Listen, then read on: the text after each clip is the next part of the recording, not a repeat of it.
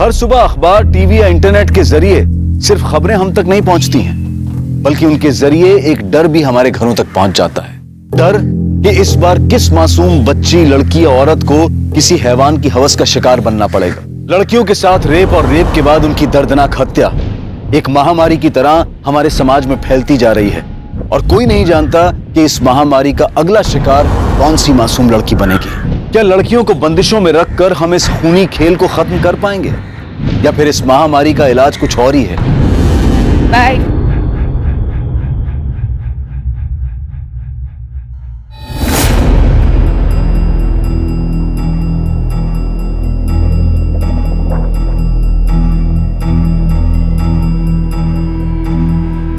नेहा, हो बाबा। तू क्या उसके साथ घूमती रहती है? मैंने मना किया है ना। इसकी जो ये दोस्त है ना, ये मुझे जरा भी पसंद नहीं है। कैसे छोटे छोटे कपड़े पहनती है, क्या संस्कार दिया है उसे घर वालों ने? अहो ताई तुम्हें पण है नहीं, और बाप टूर करते रहता है। अरे उसे क्या पता उसकी बेटी क्या क्या गुल खिलाती है। बाबा वो अच्छी है। बहुत अच्छी है, तू उससे दूर रहे। जब लड़की ऐसे छोटे छोटे कपड़े पहनती है ना, तभी मर्दों का मन खराब होता है। बेटा, जब दुनिया खराब हो ना, तब खुद को संभल कर रहना पड़ता है। बस उससे दूर रहे, समझी? अरे छोड़ ना यार, तेरे बाबा तो ऐसे ही बोलते रहते हैं। देख मयूरी, बाबा से झूठ बोलना मुझे बिल्कुल अच्छा नहीं लगता। देख, माँ बाप का काम होता है बोलना, और बच्चों का काम क्या होता है? एक कान से सुनना और दूसरे कान से निकालना। तुझे बड़ा पता है, तेरे पापा तो ज्यादा साथ रहते हैं नहीं, इसलिए इतना चहक रही है। ये बात तूने एकदम सही की। मतलब मैं इतनी खुश हूं ना, पापा महीनों महीनों टूर पे रहते हैं, मुश्किल से 15 दिन में एक बार फोन पे बात होती है। कोई टेंशन ही नहीं है लाइफ में यार। अच्छा सुन, अब तू भी टेंशन लेना छोड़, और एक काम कर, पोस्ट कर मेरी, तेरी फोटो खींचती हूँ। नहीं, मुझे नहीं खिंचवानी कोई फोटो। अरे कर ना। नहीं नहीं नहीं मयूरी। अरे इधर देख, ऐसे पाउट कर, पाउट।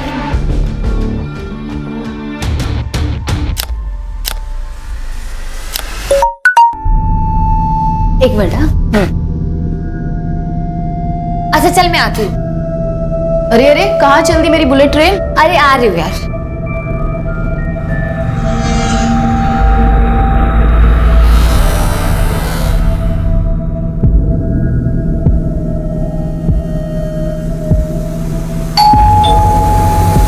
अरे यार आऊं यार, 1 मिनट रुको। अरे नेहा, कम।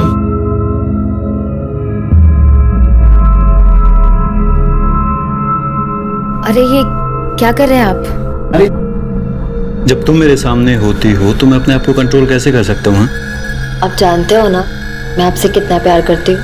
अब जब प्यार करती है तो फिर प्यार करने देना।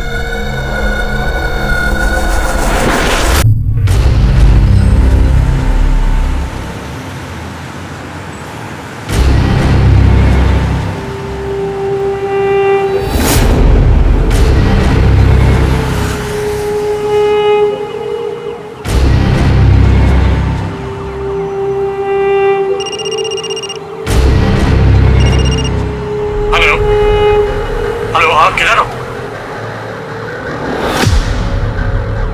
ओ हेलो, इधर पैसे। और लड़की कहाँ? बैग में लेके घूम रही हूँ, रूम नंबर 306।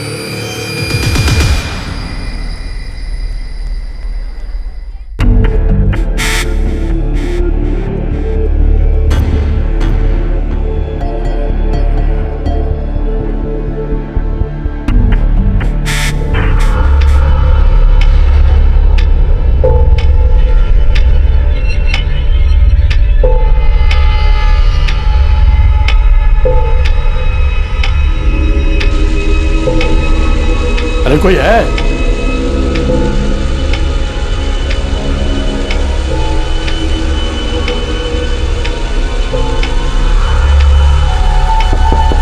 हेलो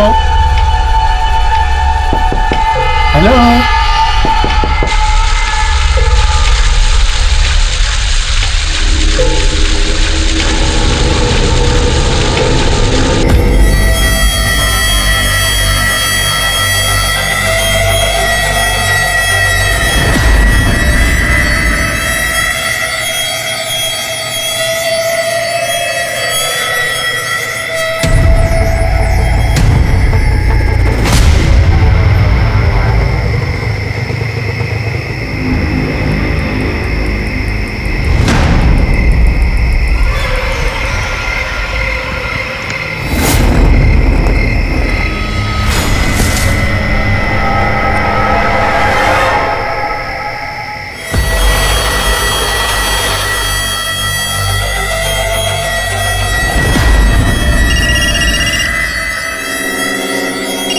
ये देख।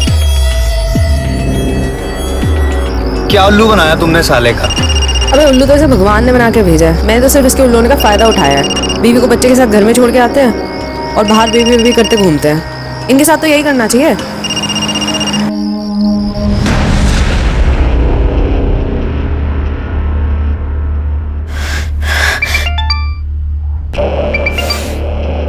मैं बाद में बात करती हूँ।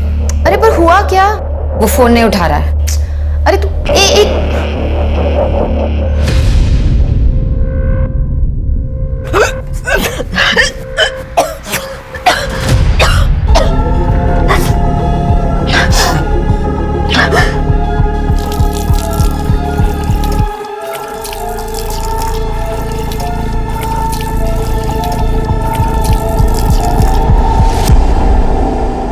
माता पिता अपने बच्चों को अच्छी परवरिश, अच्छे संस्कार देने की पूरी कोशिश करते हैं, लेकिन कई बार वो बच्चों को अनुशासन के नाम पर इतना बांध देते हैं कि बच्चों के पास उस बंधन को तोड़ने के अलावा और कोई रास्ता नहीं बचता।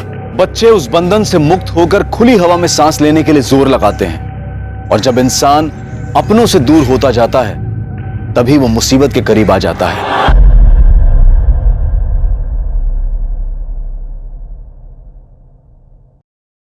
शिरके रिका में क्या है? क्या देख रहे हो? सर वो चंद्रयान 2 के विक्रम लैंडर का कनेक्शन इसरो से टूट गया है। ओह, कोई बात नहीं। अरे हम हिंदुस्तानी लोग हैं, टूटे हुए कनेक्शन जोड़ लेते हैं, अगली बार मिशन सक्सेसफुल हो जाएगा। क्या रिका में? इंस्पेक्टर साहब, हमें बड़े साहब से मिलना है। सर, हमारी बेटी नेहा पता नहीं कहाँ चली गई है। वो सुबह ही निकल गई थी कॉलेज के लिए, अभी तक वापस नहीं आई।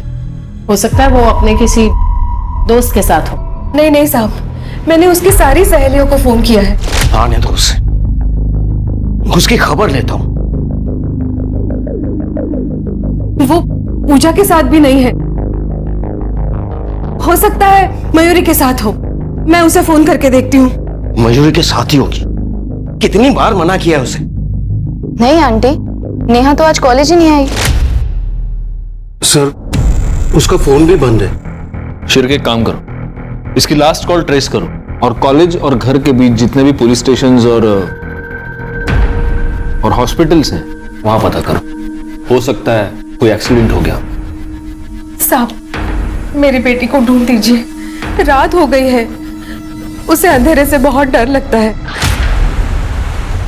Room number 306। पैसे भी मिल जाएंगे। एक बार जरा चीज तो देख लूं। बॉस, जो लड़की आपने मेल में फाइनल की थी ना, वो लड़की आपका कमरे में वेट कर रही है। अब ना तो मैं आपकी बहन हूँ और ना आपकी साली, जो आपका हाथ पकड़ के आपको लड़की के कमरे तक लेकर जाऊं। तू मेरा हाथ पकड़ के नहीं लेके जाएगी, लेकिन मैं तेरा हाथ पकड़ के लेके जाऊंगा। क्या कर रहे हो? ये क्या कर रहे हो? हाथ छोड़ो मेरा, छोड़ो मेरा। ये क्या तमाशा लगा रखा है? चुप। इसमें बताएगा लड़की के साथ आप चला पता कहाँ है? ऐसा क्यों? अरे ऊपर आ। बहुत भारी पड़ेगा, गलत काम खुद कर। अरे चुप। पता कहाँ है लड़की है? पता कहाँ है? उल्लू बनाती लोगों को है। देखो सर, मैं कोई उल्लू उल्लू नहीं बना रही थी। अरे साहब, बहुत चालू लड़की है।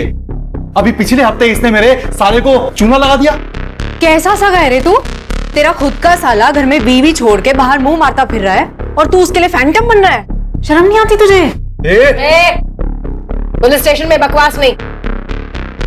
देखो सर, मैंने कुछ गलत नहीं किया है, और अगर किया है ना तो सिर्फ समाज सेवा। समाज सेवा नहीं, फ्रॉड किया है तुमने पैसे लिए उससे। लेकिन सबूत कहाँ है? इसके पैसे तो इसकी जेब में पड़े हैं, और ले भी लिए होते ना तो मैं तो कोर्ट में मुकर जाती। कैश में बिजनेस नहीं करना चाहिए किसी के साथ। तुम सिखा रही हो मैं कानून। देखो मैडम, अगर कानून सिखाना होता ना तो सबसे पहले ये कहती कि एक लड़की को आप इतनी रात को पुलिस स्टेशन में नहीं रख सकते। सुन, साहब ने वार्निंग देके छोड़ा है तुझे, आइंदा कुछ गलत काम मत करना। मैं गलत नहीं कर रही होती, मैं समाज सेवा कर रही हूँ। Sorry sorry. सुन, इनकी बच्ची को कुछ हुआ है क्या? तुझे क्या करना है? ऐसे क्या बोल रही है? माँ बाप है, माँ बाप सबके बराबर होते हैं। चल निकल। हाँ जा रही हूँ। निकल। सर, नेहा के फोन लोकेशन के हिसाब से उसका फोन उसके कॉलेज के एरिया में ही बंद हो गया। इसका मतलब वो कॉलेज गई थी और वहां से ही गायब हुई है। एक काम करो, कॉलेज एरिया के आसपास जितने भी सीसीटीवी कैमरास हैं उन सबकी फुटेज निकलवाओ। और उसके माँ बाप अभी भी यहीं बैठे हुए हैं क्या? जी। उनको बोलो कि प्लीज घर चले जाए।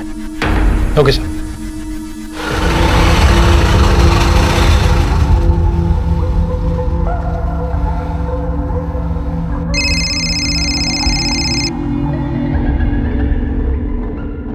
तक फोन ही नहीं उठा रहा। भैया आगे वाली बिल्डिंग में ले लो।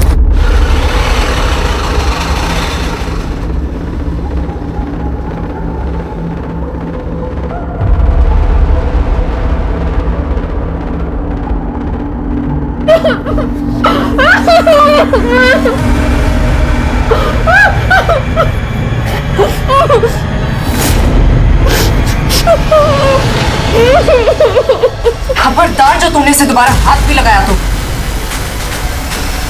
नहीं, मैं ये नहीं करूंगी। अरे कुछ नहीं होगा, बोल रहा हूँ ना। हाँ, तुझे कुछ नहीं होगा, फंसूंगी तो मैं ना। नहीं, मैं नहीं करूंगी। प्लीज मेरे लिए, प्लीज। प्यार करती हूँ तुझसे, इसे सही गलत सब कर लेती हूँ, लेकिन धोखा मत दियो तो मुझे। क्या कर सकती हूँ, देख रही है ना तुम। प्यार किया है कभी किसी से? किया होता तो समझती।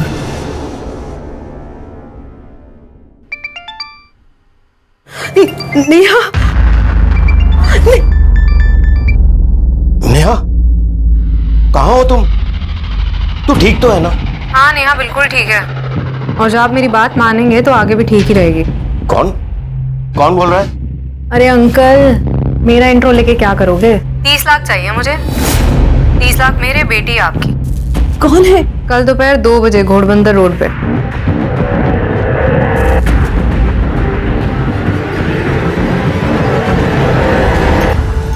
क्या हुआ? अरे बोलिए तो कुछ। हाँ, नेहा बात कर रही थी ना, बोलो ना क्या हुआ?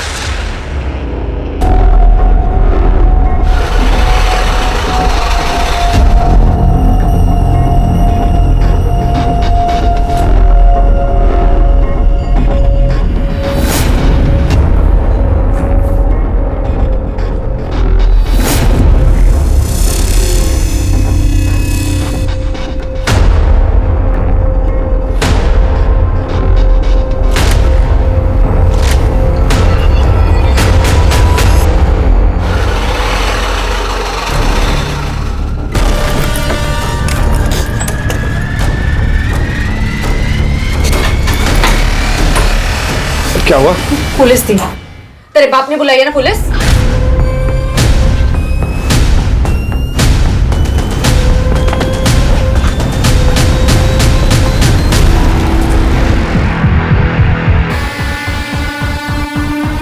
तो आपने देखा ये सब? जी मैम। आपका नाम क्या है? राधे श्याम।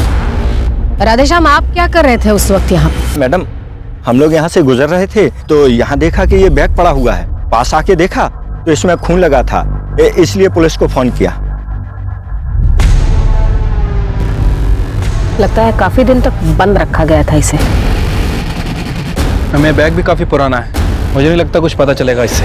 एक काम करो, फॉरेंसिक को इन्फॉर्म करो और इसकी फैमिली को भी।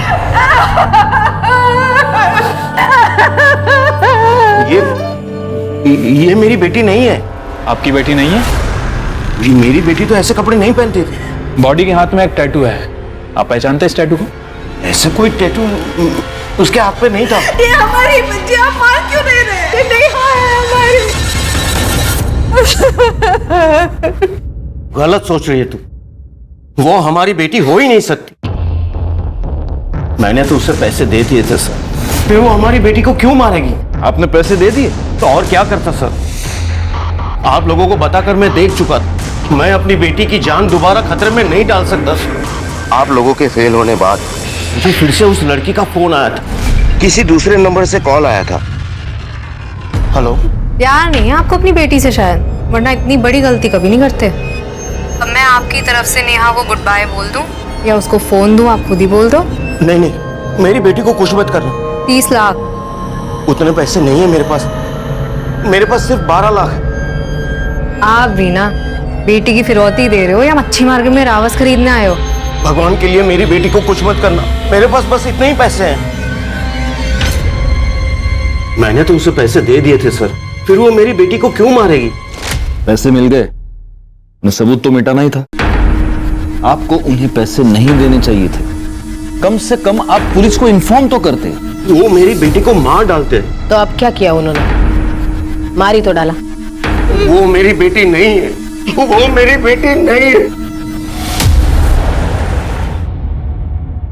सर, नेहा की पीएम रिपोर्ट आ गई। तो रिपोर्ट के हिसाब से नेहा की पीठ पर 2 वार किए गए थे, चाकू जैसे किसी धारदार हथियार से। मरने के लगभग 24 घंटे पहले उसके साथ रेप भी किया गया।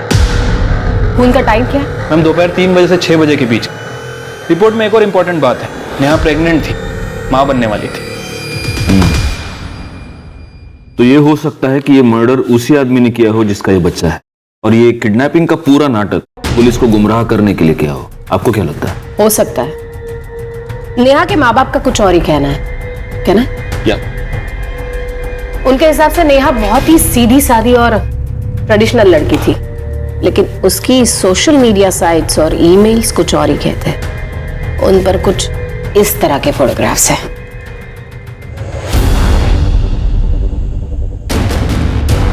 और नेहा डेटिंग साइट पर भी थी। एक लड़के से उसकी खास बातचीत होती थी, कार्तिक, जिसका आईपी एड्रेस निकलवाया गया है। एक बात बताओ शिरके, नेहा के मर्डर के बाद उसके लास्ट कॉल डिटेल्स और फोन लोकेशन के बारे में कुछ पता चला?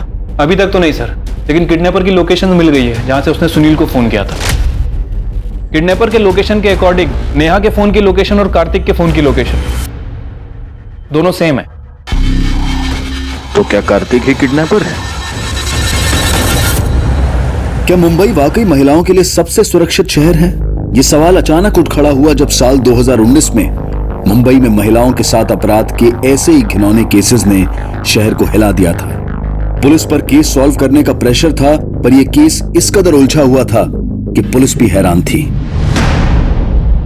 The number you are trying to call is currently not reachable. Kartik कहाँ रह गया यार?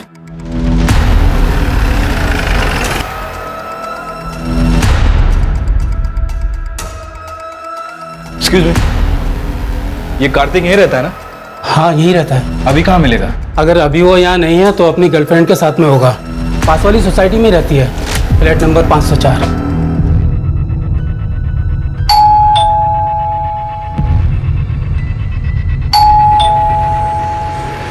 निम्बी? हाँ जी।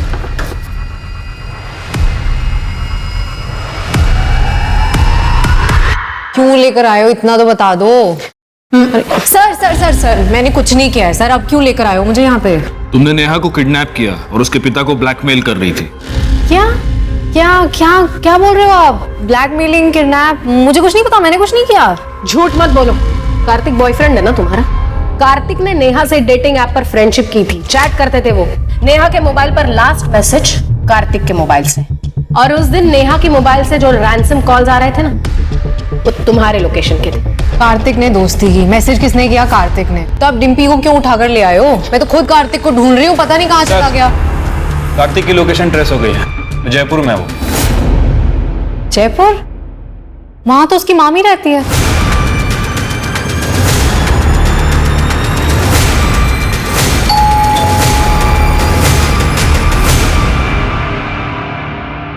कार्तिक जी, चल। पैसे कहाँ हैं? कौन से पैसे? कौन से पैसे? देखा मैं, अंदर चेक करो। सर अंदर, सर अंदर कुछ भी नहीं है सर। सर कुछ भी नहीं है सर अंदर। आप अभी पता चल जाएगा क्या है क्या नहीं है।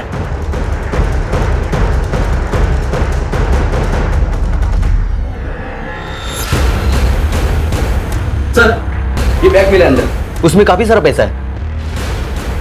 क्या ये? सर ये मेरे नहीं है सर। तेरे नहीं है? ले चलो इसे। ये मेरा नहीं है सर। सर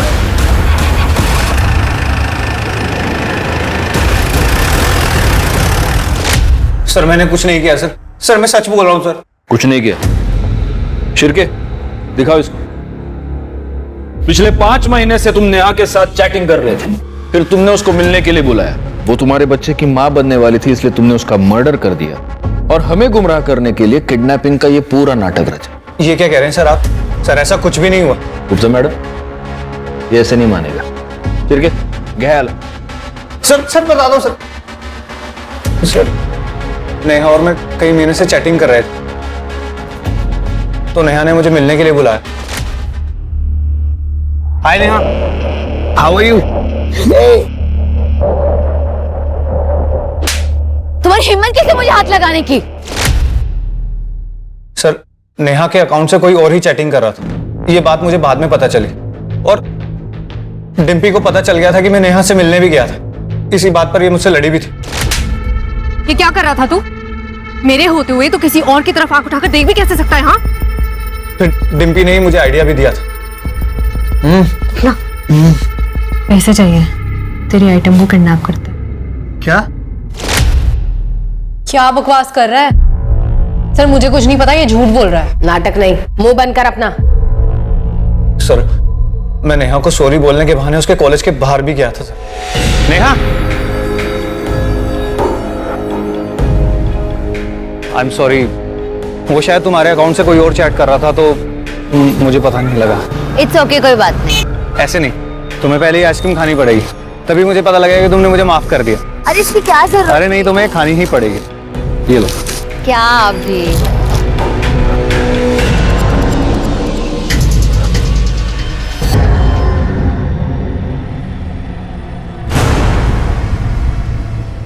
नेहा, नेहा क्या हुआ तुम्हें? नेहा, संभालो अपने आप को, ठीक हो तुम? इधर आओ, चलो चलो इधर, ध्यान से संभालो अपने आप को। झूठ बोल रहा है ये सर। उस दिन आप लोगों ने मुझे अरेस्ट किया था, मैंने कुछ गलत नहीं किया, और अगर किया है ना तो सिर्फ समाज सेवा। और जब मैं वापस गई हूं ना तो ये नेहा के साथ रेप करने की कोशिश कर रहा था। छोड़ इसे। और सर इसी के कहने पे मैंने नेहा के बाबा को फोन किया था, लेकिन फिर दूसरे दिन इसने नेहा के साथ रेप किया। सर मैंने तो वीडियो भी बनाई, आप चाहिए तो आप देख लो। सर ये झूठ बोल रही है सर। सर इसके कहने पे मैंने उसका रेप किया था सर। मैडम के पिताजी सिर्फ 12 लाख दे सकते हैं, नुकसान तो पूरा करना पड़ेगा ना। तुझे बंदी चाहिए थी ना, जायश कर। कैसी बात कर रहा है ये सर? मैं एक लड़की होकर किसी दूसरी लड़की का रेप करवाऊंगी क्या? ऊपर से ये बॉयफ्रेंड है मेरा दिल जलता था, इसलिए जब ये पैसे लेने के लिए गया तब मैंने नेहा को भगा दिया। जा, और सुन, तेरा फोन जा। कितना भड़का था ये मेरे ऊपर सर। तूने उसे भगा दिया? अरे तू पागल हो गई है क्या यार? मैंने उसके साथ रेप किया था, मैं मारा जाऊंगा। और फिर सर पैसे मिलते ही इसने नेहा को मार दिया। सर मैंने सच में कुछ नहीं किया, ये झूठ बोल रही है सर। सर मैंने तो इसे कहा था तू मेरे पैसे भी ले ले और उस लड़की को खत्म कर दे, और मुझे जैसे ही पैसे मिले मैं अपनी मामी के घर चला गया। वो खून इसी ने किया सर, इसी ने खून किया था। झूठ बोल रहा है, मेरा इस चीज से कोई लेना देना नहीं है सर। इसने वादा किया था कि ये मुझे पैसे देगा, लेकिन इसने पैसे नहीं दिए तो मैं अपना बिजनेस करने चली गई। आपको चाहिए तो आप उस क्लाइंट से पूछ लो जिसको मैंने उस रात चूना लगाया था। तुम दोनों कहानियां बहुत अच्छी सुनाते, अब इल्जाम एक दूसरे के सर पे डाल रहे हो। हाँ गुप्ता मैडम, जब तक ये दोनों सच ना बोले दोनों को अंदर लेके फोड़ते रहो। सर पहली नजर में ये केस बिल्कुल ही ओपन एंड शट केस लग रहा था। डिम्पी और कार्तिक ने पैसों के लिए कार्तिक ने उसका बलात्कार किया, और फिर पैसे मिल जाने के बाद दोनों ने मिलकर, या फिर सिर्फ कार्तिक ने नेहा की जान ले ली। डिम्पी ने जिस क्लाइंट की ठगी की बात की, पुलिस ने जब उससे पूछताछ की तो वो बिल्कुल ही मुकर गया और बोला कि हत्या वाली रात वो डिम्पी से मिला ही नहीं था। पुलिस को पक्के तौर पर लग रहा था कि डिम्पी झूठ बोल रही है। पुलिस के पास 2 प्राइम सस्पेक्ट थे और उन्हें पूरा भरोसा था कि उन दोनों में से एक ही नेहा का खूनी है। लेकिन नेहा की कहानी खुलने के साथ अभी कुछ ऐसी परतें खुलनी बाकी थी जिससे ये केस पूरी तरह से उलझने वाला था। नेहा ने उस दिन फोन किया था मुझे। हेलो मयूरी, मुझे बहुत डर लग रहा है, मैं अपने घर के बाहर हूँ, घर के अंदर जाने की बिल्कुल हिम्मत नहीं हो रही है। पापा मुझे जान से मार देंगे, तो प्लीज मेरे पास आ जा अभी। नेहा ने वेस्टर्न ड्रेस पहनी हुई थी और उसे बहुत डर लग रहा था कि इस हाल में अगर वो घर जाएगी तो उसके पापा उसे जान से मार देंगे। उन्हें लगेगा कि उसकी किडनैपिंग और उसका रेप उसकी खुद की वजह से हुआ है। सर उसके पापा बहुत गुस्से वाले हैं। ऐसा क्या कहते थे वो? अरे नेहा लेट हो रहा है यार, जल्दी कर। हाँ आई। तू बिना 5 मिनट रुक नहीं सकती। आई मी ये से। लेकिन उसके पापा ने उसे कभी जीने ही नहीं दिया। क्या तुम्हें पता था नेहा प्रेग्नेंट थी? उसके बॉयफ्रेंड का नाम क्या है? मैम वो नहीं पता, और मैंने उससे बहुत बार पूछा भी, पर वो हमेशा टाल देती थी। तुम्हें पता है वो किस डॉक्टर के पास जाती थी? डॉक्टर कदम। मैडम, ओ खूबसूरत वाली मैडम, सुनो ना, बात करनी है, आओ तो। मैडम सुनो ना, दिल बहुत घबरा रहा है, दुखी सी हो रही है, समझ रहे हो? एक सुट्टा लगाने दो ना। सुट्टा तो हम तुझे लगाएंगे और गिनेंगे भी नहीं। अरे यार, बात जाने दो इसे, कि जमानत हो गई। तुम्हारी जमानत हो गई है, लेकिन जब तक ये केस चल रहा है शहर से बाहर मत जाना। अरे सर, सुबह शाम हाजिर हो जाऊंगी, आप इशारा तो करो। वकील साहब, आप ही तो मेरी नैया के खिवैया हो। हाँ सर, आई थी नेहा मेरे पास यहाँ। तो फिर आपने नेहा की प्रेगनेंसी के बारे में उसके घर वालों को बताया? एक्चुअली सर नेहा ने मना किया था, लेकिन फिर भी मैंने उसके पापा को बता दिया था।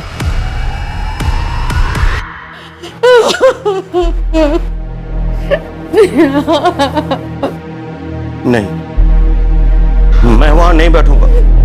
ये मेरी बेटी नहीं है, वो मेरी नेहा नहीं है। मेरी बेटी जिंदा है, मेरी नेहा जिंदा है।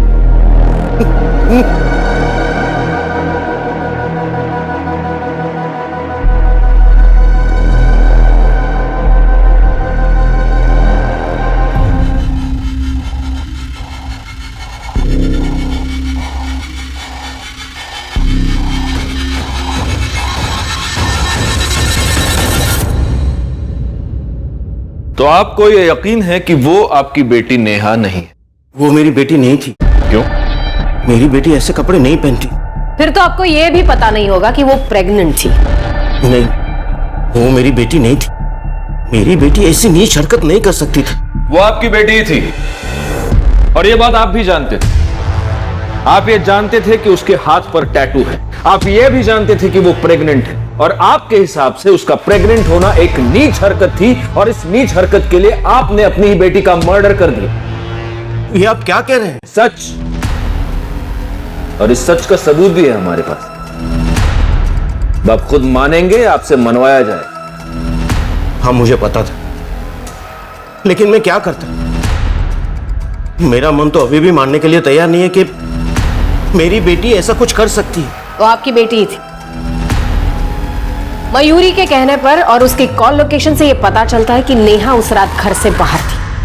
हो सकता है वो घर पर आई हो, आपको गुस्सा आया हो, और गुस्से में आपने उसे मार दिया। नहीं, मैंने ऐसा कुछ नहीं किया। बिल्कुल ऐसे ही किया। उस दिन बैंक से आपने 15 लाख रुपए निकाले थे, जिसमें से 12 लाख अपने किडनैपर को दिए, और बाकी के 3 लाख क्या किया उसका? वो खर्च हो गए, लेकिन मेरा यकीन मानिए, मैंने अपनी बेटी को नहीं मारा है। ऐसा है कि जब बच्चों के साथ कुछ बुरा होता है तो वो सहारे के लिए अपने माँ बाप के पास जाते हैं, लेकिन अगर एक बाप अपनी बेटी का मर्डर करता है तो बुरा होने पर बच्चे किसके पास जाएंगे?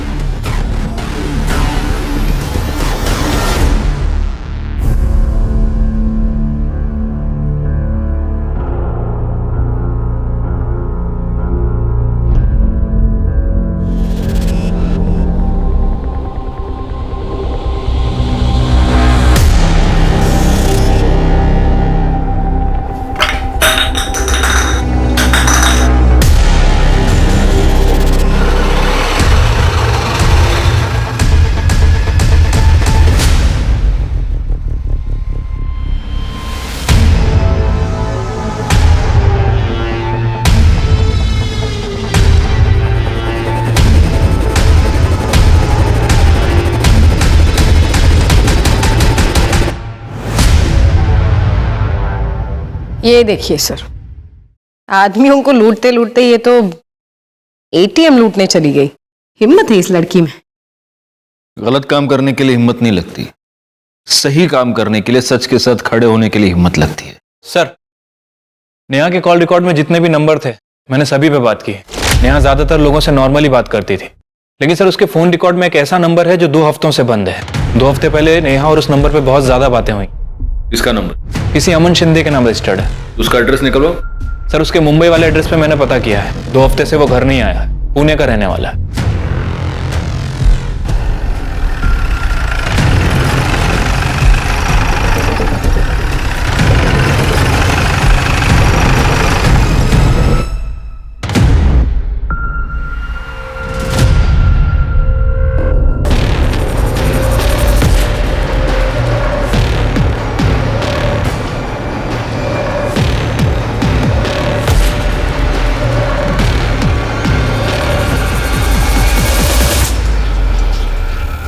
हाँ सर, ये सच है कि मैं नेहा से प्यार करता हूँ।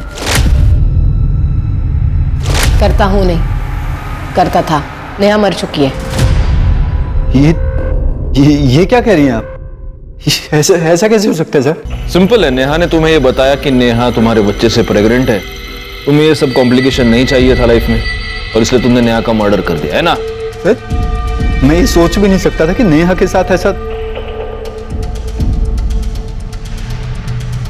सर ये सच है कि उसने मुझे बताया था कि वो प्रेग्नेंट है।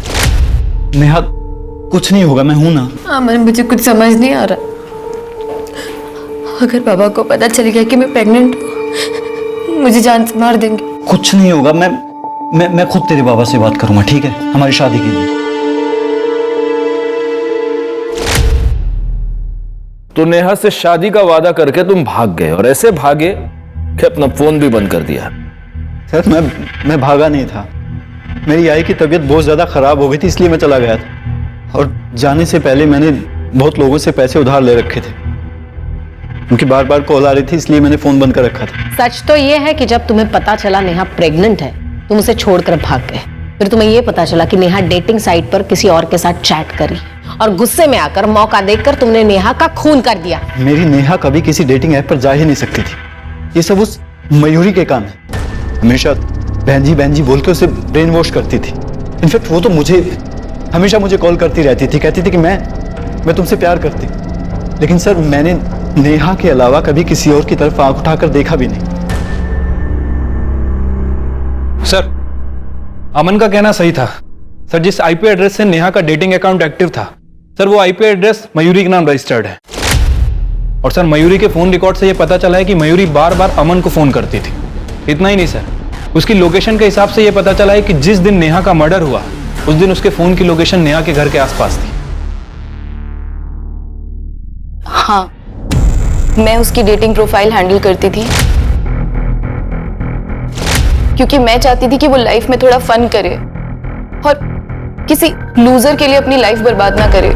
नहीं, तुम ये चाहती थी कि नेहा की सेटिंग किसी और के साथ हो जाए, क्योंकि तुम खुद अमन से प्यार करती थी। नहीं सर, ऐसा कुछ नहीं है। ऐसा ही है। नेहा एक ट्रेडिशनल फैमिली की लड़की थी, लेकिन तुमने उसे बहन जी करके मॉडर्न बनना सिखाया, उसे मॉडर्न कपड़े पहनना सिखाया। डेटिंग साइट पर तुमने उसे रजिस्टर किया। तुम हमें यह बताती रही कि तुम ये नहीं जानती थी कि नेहा किसके साथ डेट कर रही है, जबकि सच्चाई ये है कि तुम बिल्कुल जानती थी। हाँ सर, आप सच कह रहे हैं। नेहा जो थी मेरी वजह से थी। मैंने उसे मॉडर्न बनाया, उसे अच्छे कपड़े पहनना सिखाया, उसे स्मार्ट बनाया। तो फिर अमन उससे प्यार कैसे कर सकता था? उसे तो मुझसे प्यार करना चाहिए था ना। बस इसी बात की जलन हुई तुम्हें, और तुमने मार दिया नेहा को। उस दिन नेहा ने तुमसे मदद मांगी थी। मदद करने के बहाने तुम उसके घर के पास गई, उसे अपने साथ ले जाकर उसको मार दी। नहीं मैम, ऐसा कुछ नहीं हुआ है। मैं उसके घर गई जरूर थी, पर वो वहां थी ही नहीं, और मुझे लगा कि वो अपने घर चली गई है। उसके पापा की वजह से मैं उसके घर नहीं जाना चाहती थी। मैं चाहता हूं कि मैं तुम्हारी इस कहानी पर यकीन कर सकूं, लेकिन मुझे इतना सा भी यकीन नहीं। गुप्ता मैडम, आप अपने तरीके से पूछताछ कीजिए, और ये भूल कर पूछताछ कीजिए कि ये लड़की है, 2 लाफे मारिए इसको। सर पर मैंने कुछ नहीं किया है। 1 मिनट सर। सर नेहा के बाबा के कॉल डिटेल्स में किसी हिस्ट्री शीटर का नंबर। जिस दिन नेहा गायब हुई, उसने उसे 4 बार फोन किया था, और नेहा के गायब होने के दिन से ये दोनों टच में। साहब, वो नेहा के बाप ने मुझे 3 लाख रुपए दिए और कहा कि जब नेहा आ जाएगी आज रात को घर पे आना, वही बताऊंगा कि क्या करना है। हाँ, मैंने उसे पैसे दिए थे, लेकिन मेरी बेटी को मरवाने के लिए नहीं, बल्कि उस लड़के को मरवाने के लिए जिसने मेरी बेटी को प्रेग्नेंट किया था। पुलिस के पास अब सिर्फ 2 नहीं बल्कि कई सस्पेक्ट थे। डिम्पी, कार्तिक, सुनील, मयूरी और अमन। लेकिन इनमें से असली मुजरिम कौन था यह पता नहीं लगाया जा सका था। इन सब के पास हत्या करने का मोटिव था, लेकिन पुलिस के पास इस बात को साबित करने के लिए कोई सबूत नहीं थे। लेकिन अभी इस केस में कुछ ऐसे मोड़ आने बाकी थे जिसकी वजह से इस केस की गिनती साल 2019 के ऐसे चुनिंदा केसेस में की जाती है जिसने अपराधी का एक अलग ही चेहरा दुनिया को दिखाया। अभी तो ये कैमरा देखते तो मन करता है कैमरा तोड़ दूं। हाँ, मैं आदमियों को लड़की देने के बहाने बुला के उनसे पैसे लेती थी, पर ये फ्रॉड है, समाज सेवा है ना। आपको ठगी लगती है, आपको तो लगेगी आप तो मर्द हो। तो क्या ये बात सच है कि आपने एटीएम लूटा था? लूटा नहीं, लूटने की कोशिश की थी, लेकिन लूट लेती तो सही था ना। मेरे को पैसे मिल जाते और आपको बड़ी न्यूज मिल जाती। आप ऐसा क्यों करती हो? दिल्ली में माँ बाप हमेशा डांटते रहते थे, ये मत करो वो मत करो, तो मैं भाग के आ गई घर से। तब जो दिल करता है वो करती हूँ। घर से तो भाग गई थी, लेकिन जेल से कैसे भागोगी? सर, आपने उस लड़की का वीडियो देखा? कैसी लड़की है, क्या परवरिश मिली है उसे?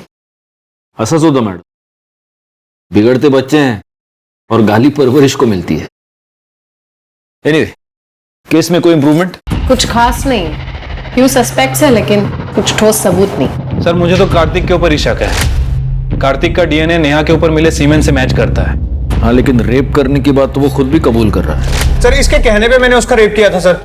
लेकिन मर्डर के टाइम तो कार्तिक जयपुर की ट्रेन में था। कार्तिक क्या हुआ?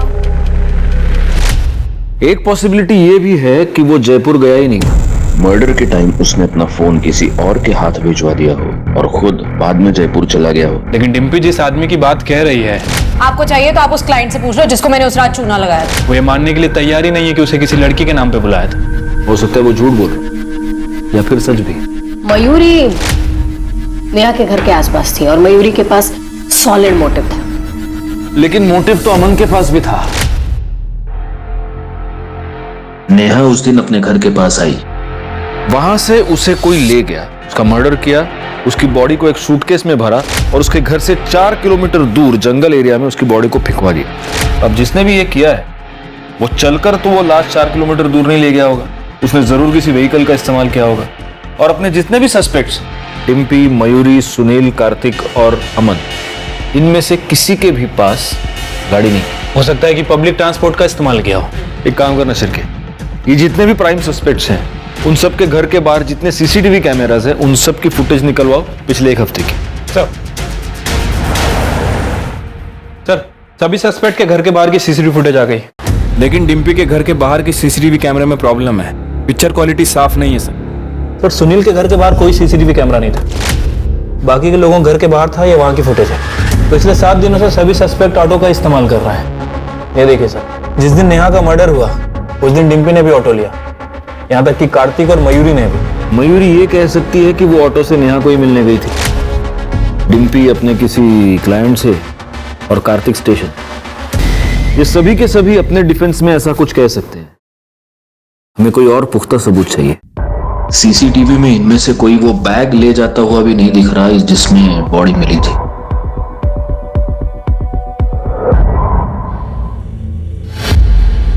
एक हफ्ता एक ही ऑटो। तू गया था उस दिन वहां? हाँ मैडम। कौन था तुम्हारी ऑटो में? तुम्हें वो ऑटो वाला याद है जिसे तुमने मंथली किराया देकर रखा? तुम जहां भी जाती हो उसी की ऑटो से जाती हो। लड़कियां सप्लाई करने के नाम पर जब तुम लोगों को उल्लू बनाती हो तभी भी वही ऑटो यूज करती हो। जब तुम एटीएम लूटने जाती हो तभी भी वही ऑटो यूज करती हो। और नेहा के मर्डर के बाद जब तुमने उसकी बॉडी को ठिकाने लगाया तब भी तुमने वही ऑटो यूज किया। तुम्हें यहां बुलाने से पहले उस ऑटो वाले को बहुत तोड़ा और उसने सब कुछ बोल दिया, तो अब तुम भी बोल दो, वैसे भी बड़बड़ करने का बहुत शौक है। मैं नेहा को मारना नहीं चाहती थी, वो तो कार्तिक डर गया था। वो बोल रहा था कि पुलिस उसे कुत्ते की तरह मारेगी। उसने मुझे ऑफर भी किया कि उसके हिस्से के 6.5 लाख मैं रख लूं, लेकिन नेहा को रास्ते से हटा दूं। और डिम्पी का सिर्फ एक भगवान है, पैसा। मुझे नेहा को किसी भी कीमत पर मारना था। नेहा की किस्मत खराब थी कि मुझे घर के बाहर ही मिल गई। ओए, यहाँ क्यों खड़ी है? फिर से किडनैप होने का इरादा है क्या? नहीं, मैं इन कपड़ों में घर नहीं जा सकती। किस्मत अच्छी है आज तेरी। शूटिंग के कपड़े रखे हैं मेरे, जा उसमें से उठा ले।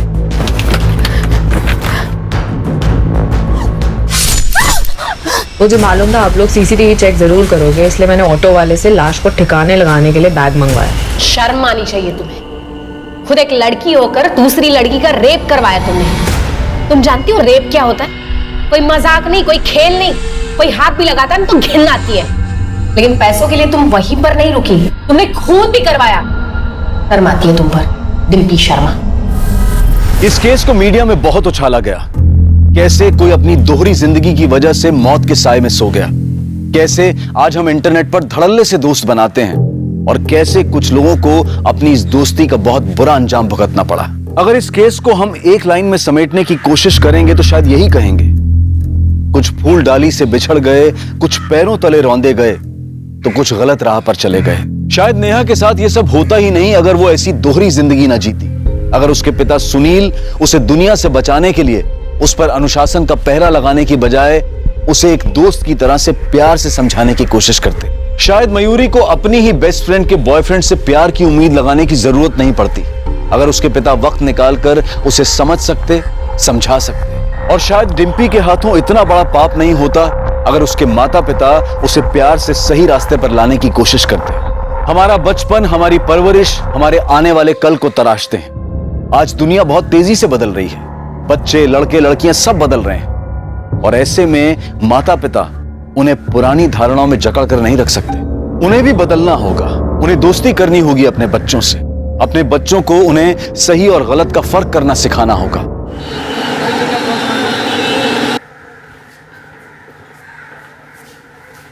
सर, ये लोग आपसे मिलना चाहते हैं।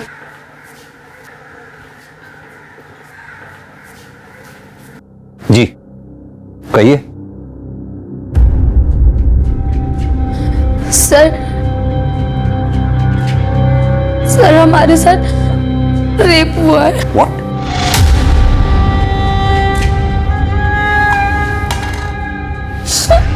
पानी पीजिए।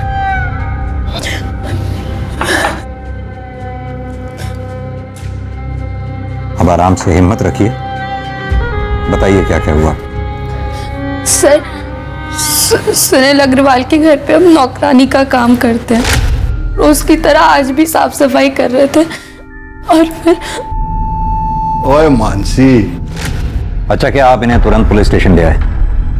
इनका मेडिकल एग्जामिनेशन भी हो जाएगा।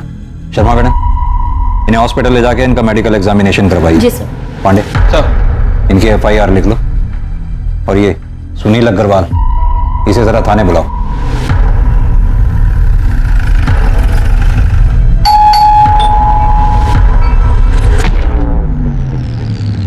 कौन आया है? सर जी, मानसी झूठ बोल रही है। आप ही सोचे, मैं भला अपनी मेड का रेप करूंगा, वो भी इस उम्र में। Sir ji, I am 62 year old. मुझे ये बताने में जरा भी शर्म नहीं कि मुझ में अब वो पावर नहीं बचा। अगर आपको यकीन नहीं है तो मेरी वाइफ से पूछ लो। सर, ये एकदम सच बोल रहे हैं। देखिए, कौन सच बोल रहा है कौन झूठ, ये मेडिकल एग्जामिनेशन के बाद पता चलेगा। अरे अग्रवाल जी, आपको हमारे साथ चलना होगा। अरे ये क्या जबरदस्ती है?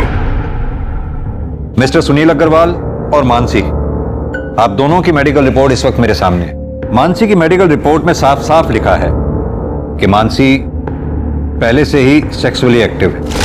डॉक्टर्स का मानना है कि मानसी के प्राइवेट पार्ट्स में किसी भी तरह के सीमेन के कोई ट्रेसेस नहीं मिले।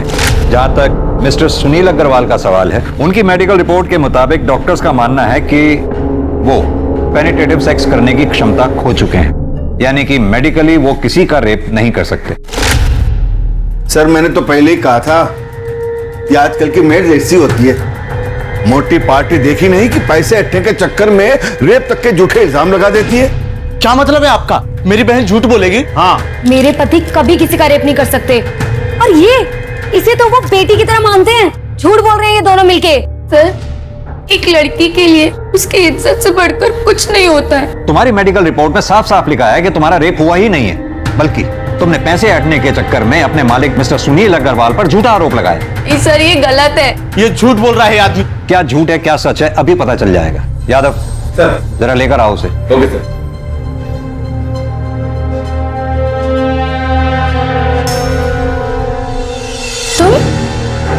जी हाँ, इसका नाम है मनोज, तुम्हारा बॉयफ्रेंड। अब तुम खुद अपने भाई को बताओ कि मनोज और तुम्हारे बीच में शारीरिक संबंध है या नहीं। बोलो, क्या पूछना है इंस्पेक्टर साहब? संभालिए।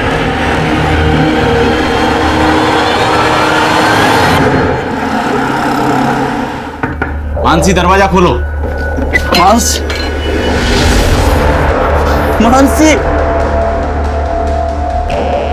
भैया, ये सच है, हमारा मनोज के साथ रिश्ता है, पर ये भी सच है कि हमारा बलात्कार हुआ था, लेकिन आपने, पुलिस ने हमारी बात नहीं मानी, हमको ही गुनहगार बता दिया। अब हम नहीं जीना चाहते। आपकी बहन मानसी।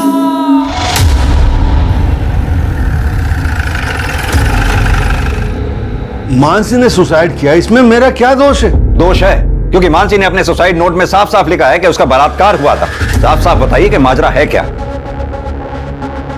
माजरा कुछ भी तो नहीं सर। माजरा क्या हो सकता है मतलब? सर ले आओ। सर ये बेड के नीचे 2 बॉक्स मिले और देखिए इन बॉक्सेस में क्या मिला है। सेक्स टॉय भी रखा है सर। तो माजरा ये है, इससे आपने मानसी का रेप किया था। जवाब दीजिए। सर मेरे पति ऐसा किसी के साथ कर नहीं सकते सर। आप प्लीज चुप रहिए। इतना सब कुछ मिलने के बावजूद भी आप अपने पति की तरफदारी कर रही हैं। मेरे पति ऐसा कभी किसी के साथ कर ही नहीं सकते। आप शांत रहिए।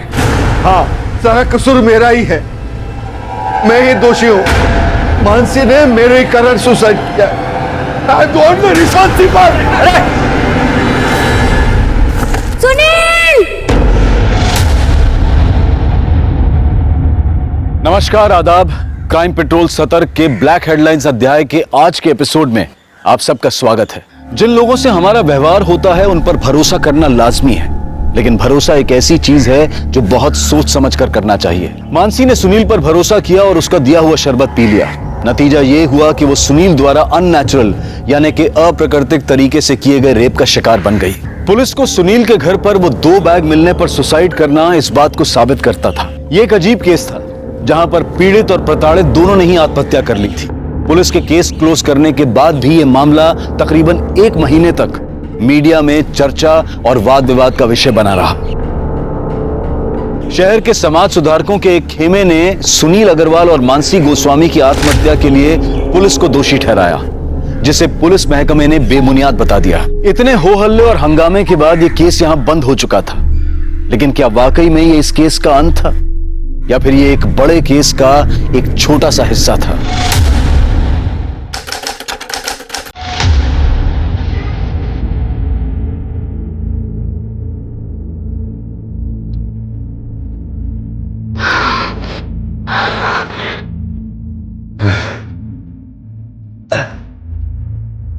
महिला, ये भूख तो तूने मिटा दी मेरी। हाँ? अब मेरी पेट की भूख भी मिटा दे। मैं अभी ना कर रहा था। हाँ? अपनी उम्र के हिसाब से आपको भूख कुछ ज्यादा नहीं लगती साहब जी? वो मेरी तो काम वाली नहीं है, मेरी डॉक्टर भी है, तो इसी तरह मेरी भूख बढ़ाते रहे, मैं तेरी पगार बढ़ाता रहूं। मैं भी आया। हाँ?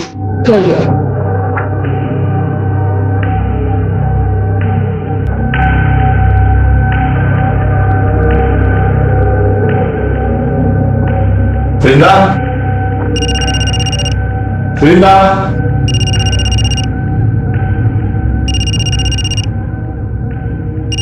वृंदा, अरे कहां चली गई? साहब मैसेज चेक करो।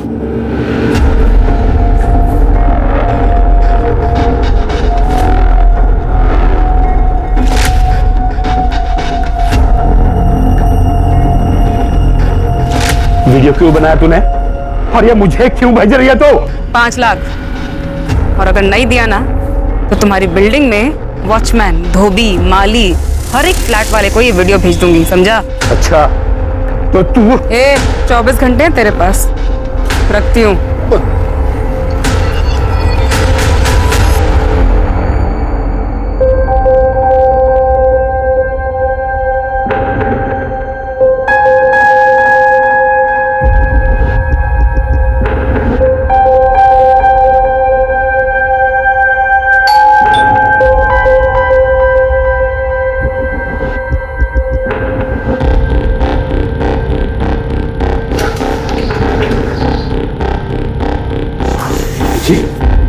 नमस्ते। नमस्ते।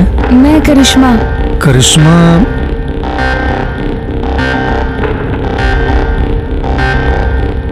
ओ हाँ हाँ करिश्मा, आ जाओ आओ, अंदर आओ बेटा। अरे खुशी, वो डोमेस्टिक हेल्प आ गई है करिश्मा, आओ बैठो बैठो।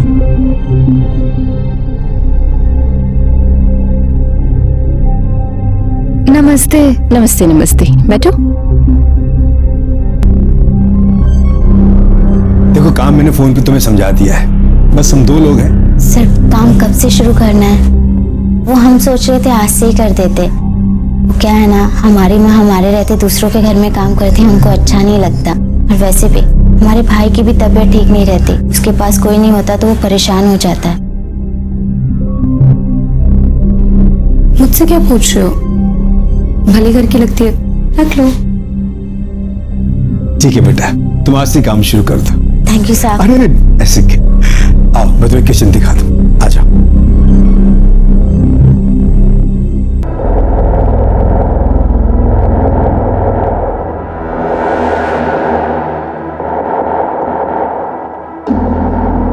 क्या बात है साहब, जल्दी इंतजाम कर लिए पैसे का। लो।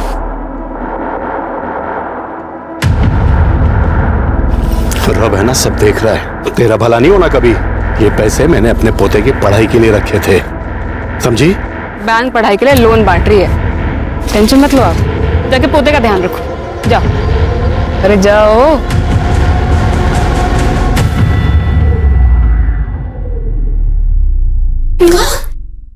कहाँ? अरे क्या बात है? हाँ? ये देखो मैं आप लोगों के लिए क्या लेके आई हूँ। क्या लाई है? समोसा और जलेबी। पैसा कहाँ से मिला रे? अरे जिनके काम करती हूँ उन्होंने दिए। बोलो समोसा जलेबी खाएगा?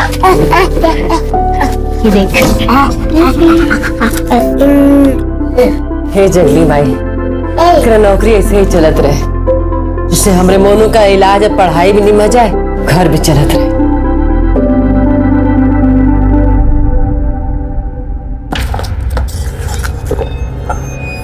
बस इतने, बाकी के पैसे का इतने ही मिले मामा से हो सही है, बाकी के पैसे देना। इतने ही मिले मामा। मुझे पता है पैसे का।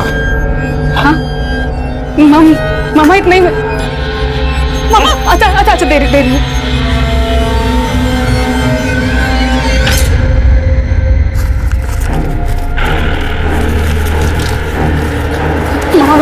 इसके मुझे भी दे दे। ताकि तू भाग जाए हैं? अरे तेरे माँ बाप ने जब तेरे को घर से बाहर निकाला ना, तो इस मामा ने आसरा दिया तेरे को। चल दबा जा।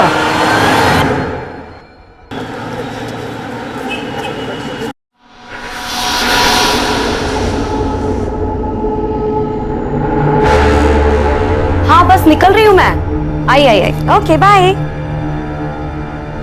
सुनो, कैसी लग रही हूँ मैं? और अच्छी, हमेशा की तरह। ठीक है, मैं डॉली की किटी पार्टी में जा रही हूँ और मुझे आने में लेट हो जाएगा। हाँ बाय बाय।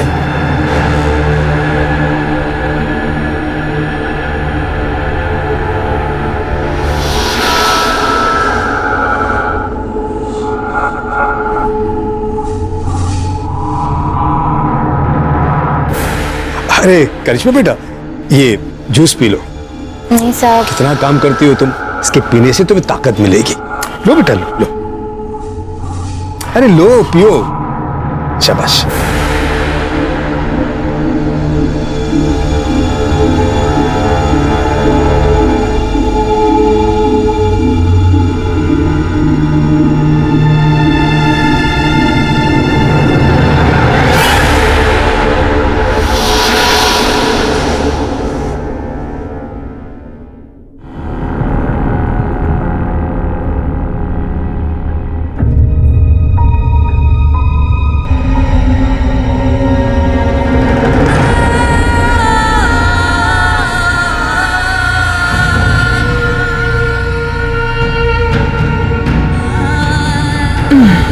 अरे आ गई तू, खाना लगा दे।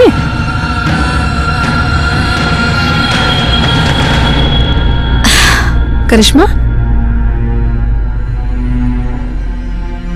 क्या हुआ बेटा? तबीयत ठीक नहीं है का? चाय पिएगी? चाय बना दे? हाँ, हमारा कुछ भी खाने पीने का मन नहीं, हम कल से नौकरी पे नहीं जाएंगे। उन लोगों ने डांट दिया का? देख बेटा, अब जो लोग इतना सामान पैसा सब दे रहे हैं, अगर कभी कोई 4 बात बोल दे ना, दिल पे मत लगा। देख, तू नौकरी छोड़ देगी तो फिर मोनू का क्या होगा? फिर जल्दी इतना अच्छा काम नहीं मिलता है बेटा। ये हमारी बात मानना, जो भी उन लोग कहे सब अनसुना कर दे, फिर ये सब ठीक हो जाएगा। तो काम पे नहीं जाएगी तो घर कैसे चलेगा रे?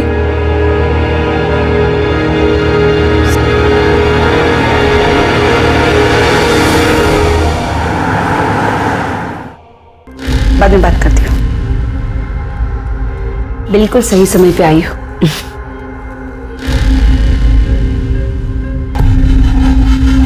ये है तुम्हारा नया शिकार। कुछ दिन इसका पीछा करो, देखो ये सही समय पे किल ठोक दो।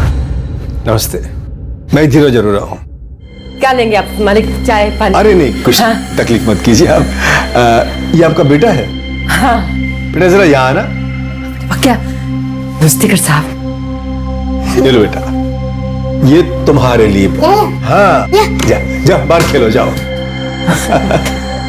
अब ये लीजिए बैच, ये आप लोगों के लिए कुछ गर्मा गर्म जलेबी और नमकीन है। और हाँ, ये आपके लिए साड़ी। हमारे लिए साड़ी? हाँ लीजिए। करिश्मा नजर नहीं आ रही। हाँ, करिश्मा घर पे ही है, हम अभी बुलाते हैं। करिश्मा।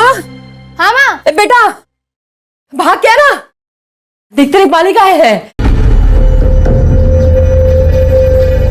कैसी हो करिश्मा? बेटा कल काम पे नहीं आई तुम? मालिक इसका ना तबीयत थोड़ा ठीक नहीं था, लेकिन कल से आएगी। हाँ, कल से आएगी काम पे। वो तो ठीक है। करिश्मा के लिए मेरे पास एक बहुत अच्छा सा ऑफर है। क्या है बहन जी, वो बहुत अच्छा काम कर रही है, तो मैं सोच रहा हूँ कि इसे अपने बहू बेटे के पास दुबई भेज दूं। दुबई? अरे जरा सोचिए बहन जी, यहाँ का 20 रुपया मतलब वहां का 1 रुपया, मतलब इसकी पगार 20 गुना बढ़ जाएगी। और हर 3 महीने में हम उसे आपके पास भेज देंगे मिलने के लिए, और आपकी और आपके बेटे की देखभाल के लिए तो हम है ही यहाँ पर। कहिए क्या ख्याल है आपका? अच्छा ये लीजिए, ये एडवांस।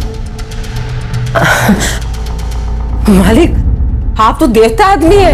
ऐसा कुछ नहीं। करिश्मा, ये तो किस्मत है, इतने अच्छे आदमी के काम करने को मिला।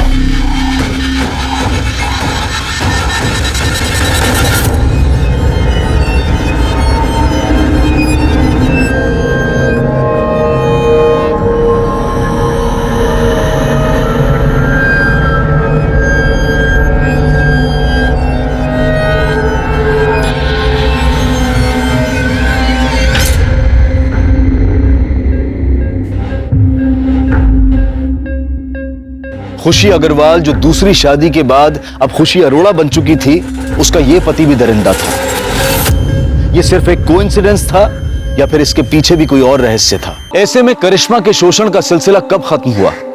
खुशी और वैशाली को करिश्मा के साथ हो रहे अत्याचार का पता चला भी या फिर नहीं?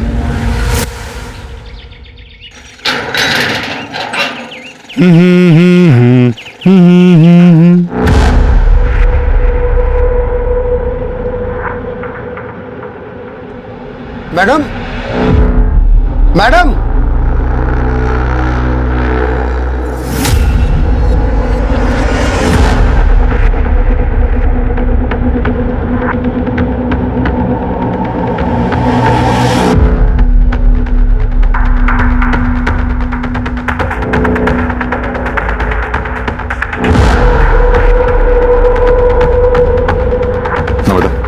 चेक करो, देखो आप। या आप काफी स्वेलिंग है, हो सकता है जोर से वार किया। टेरेस और बिल्डिंग के आसपास अच्छी तरह से छानबीन करवाओ, देखो कुछ मिलता है क्या। अगर कातिल ने कत्ल यहाँ किया है तो हो सकता है मर्डर वेपन यहीं कहीं उछाल के फेंका हो। सर, आप लोगों में सबसे पहले किसने देखा भाई? सर मैंने। आपने बॉडी के आसपास कुछ देखा? नहीं सर, कुछ नहीं। आप लोगों में से कोई इसे पहचानता है क्या? नहीं सर। नमस्ते सर, मैं सोसाइटी का सेक्रेटरी हूँ। मैंने इन सबसे बात कर लिया, मगर हम में से किसी ने इस लड़की को इस सोसाइटी में कभी नहीं देखा। एक बात बताइए, आपके सोसाइटी में सीसीटीवी काम कर रहे हैं? हाँ जी सर। हमें पिछले 2-3 दिन के सीसीटीवी फुटेज चाहिए हो। मिल जाएंगे सर।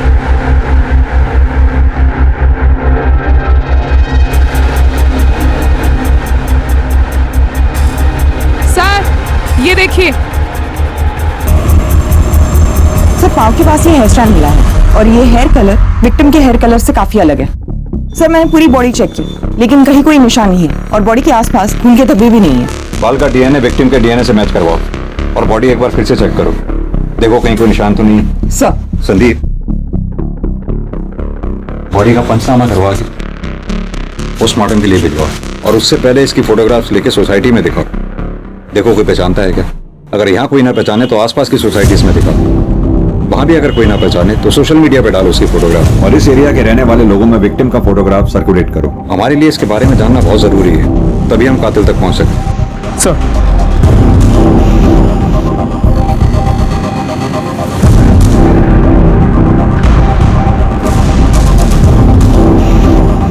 आप दोनों इसे पहचानते हो? नहीं।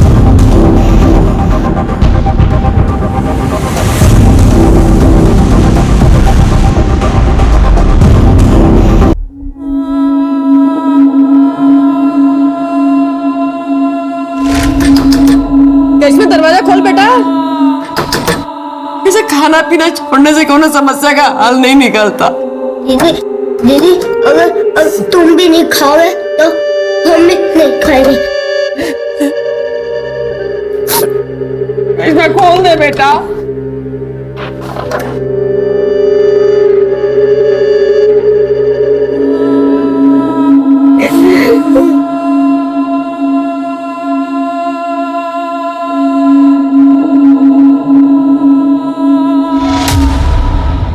सर उस अनआइडेंटिफाइड बॉडी की पोस्टमार्टम रिपोर्ट।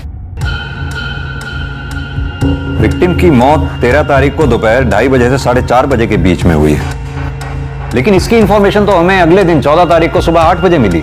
कुछ समझ में नहीं आ रहा, भरी दोपहर में टेरेस पे मर्डर। सर ये बिलीवेबल नहीं लग रहा। मैंने सीसीटीवी फुटेज भी चेक किया लेकिन कुछ सस्पिशियस नहीं मिला। विक्टिम की मौत सिर पर कोई भारी चीज लगने की वजह से हुई है। संदीप, इतना तो तय ये एक्सीडेंट का मामला नहीं है। सर मैंने टेरेस, कैंपस, आसपास की बिल्डिंग्स पे भी चेक किया लेकिन कुछ ऐसा नहीं मिला जिससे हम मर्डर वेपन कह सकें। विक्टिम प्रेग्नेंट थी तकरीबन 5 महीने। सर बॉडी देखकर तो ऐसे नहीं लग रहा था। सर विक्टिम की बॉडी पे जो हेयर स्ट्रेंड मिला था उसका डीएनए विक्टिम से मैच नहीं करता है सर, ये देखिए। यादव जी एक काम कीजिए, सोसाइटी में उस दिन 2 बजे से लेकर 5 बजे के बीच में जिन जिन लोगों की भी मूवमेंट हुई है सीसीटीवी कैमरा में उन सबको आइडेंटिफाई करो, पता लगाओ क्या उनमें से कोई भी विक्टिम के साथ कनेक्टेड था। Okay sir. सर उस बिल्डिंग में जितने भी लोग एक्सक्यूज मी सर, वेलकम। जी आइए। सर मेरा नाम आलोक, मैं आपसे एक जरूरी बात शेयर करना चाह रहा हूं। प्लीज बैठिए पहले आप। जी थैंक यू सर। बताइए क्या जरूरी बात शेयर करनी है आप। ये जो लड़की है, मैं इस लड़की को जानता हूं सर। इस लड़की का नाम वीरिंदा चौहान, और सर ये मेरे वहां मेड का काम करती थी। सर वो इसने मुझे अपने सेक्स के जाल में फंसाकर मुझसे 5 लाख रुपए ब्लैकमेल के तौर पर बैठे थे। आलोक जी, कहीं ऐसा तो नहीं कि विक्टिम के पेट में आप ही का बच्चा था? मैं तो इस लड़की से 1 महीने पहले ही मिला था। आप इस वृंदा चौहान के कांटेक्ट में आए कैसे? मेरे घर के लिए एक मेड की जरूरत थी तो मैंने मेड एजेंसी वालों को फोन किया। सहेली नाम की एक मेड एजेंसी थी, उन्होंने मेरा नंबर ये वीरिंदा चौहान को दिया था। आप अपना कांटेक्ट नंबर? जी। वृंदा चौहान का कांटेक्ट नंबर और वो जो एजेंसी का नाम बताया आपने, इसका कांटेक्ट नंबर नम्रता को लिखवा दीजिए। नम्रता जी नंबर ले लो इनसे, आप जा सकते हैं। सर ये आलोक खुद होके आया तो है लेकिन इसकी हर बात पर हम विश्वास नहीं कर सकते। कहते तुम सही रहे हो संदीप। ये वृंदा चौहान के कॉल रिकॉर्ड्स और उसके लोकेशन रिकॉर्ड्स निकलवाओ और जिस एजेंसी के बारे में ये आलोक बता रहे थे सहेली, वहां जाकर वृंदा चौहान के बारे में पता करो। सर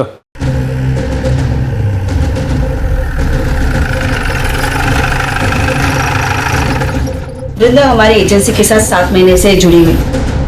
2 महीने किसी के यहाँ काम करने के बाद एक दिन रोते रोते मेरे पास। ठीक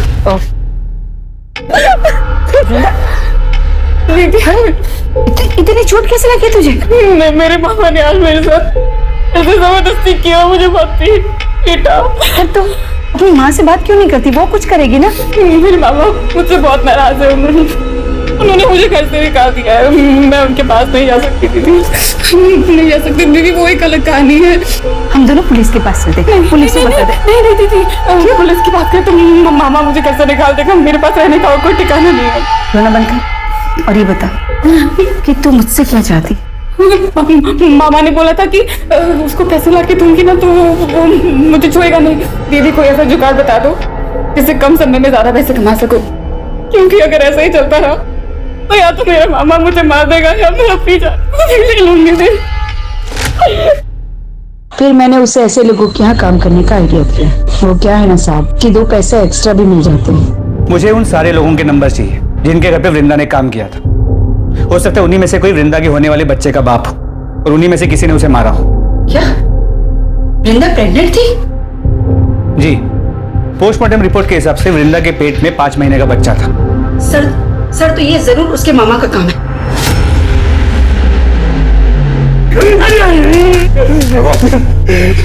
जनाब जितना मारना मार लो जनाब, मैं सच कहता हूँ मैंने इंदिरा के साथ जबरदस्ती जरूर की जनाब, लेकिन मैंने उसका खून नहीं किया। जबरदस्ती की? जैसे तू जबरदस्ती कर रहा है, जबरदस्ती नहीं रेप कहते हैं। बता 13 तारीख को दिन में 2:30 बजे से लेकर 5:30 बजे तक कहाँ था तू? जनाब उस दिन मैं ट्रक में सामान लेके हरिद्वार गया था। आप चाहो तो सिंह कंपनी में फोन करके पूछ लो। आइए जनाब। हमें सिखाएगा तू? वो जब इंदिरा जिन बुड्ढों को चूना लगाती थी उनमें से किसी ने मारा होगा जनाब।